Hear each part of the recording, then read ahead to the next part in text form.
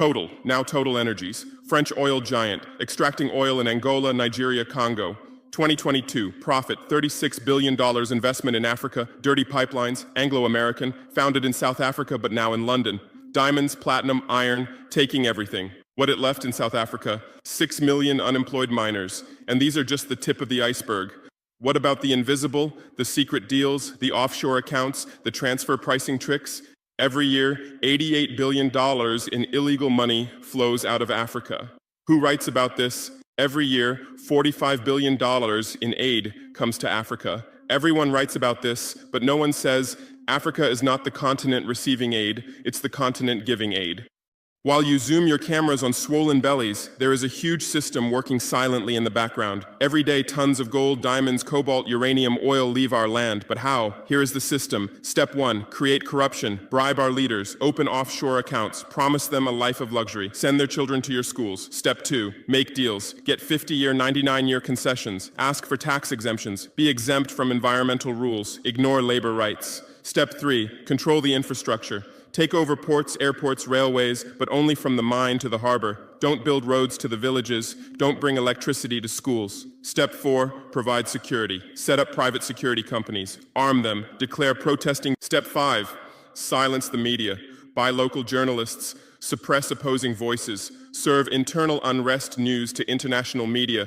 And this is how the system works. It's been working like this for 100 years, and you don't see this system. You don't want to see it, because you're part of the system too. Who are the biggest advertisers of New York Times, CNN, BBC, oil companies, mining companies, arms companies, pharmaceutical cartels, the companies that exploit Africa? You live on their money, you defend their interests, and what I'm about to tell you might cost me my life, but it's no longer time to be silent. France's system in Africa is the CFA franc. 14 African countries still use French colonial currency. 50% of these countries' central bank reserves sit in the French treasury. France applies negative interest to this money, so we pay France to use our own money. Through this system, France transfers $500 billion worth of resources from Africa every year. Does anyone write about this? No. But when France gives Africa 10 billion euros in aid, it makes headlines. Britain's system is more sophisticated. London is the world's money laundering center. City of London, offshore paradise. Every penny stolen from Africa passes through London. Jersey, Guernsey, Cayman Islands, Virgin Islands, all under British control. Africa's wealth hides there.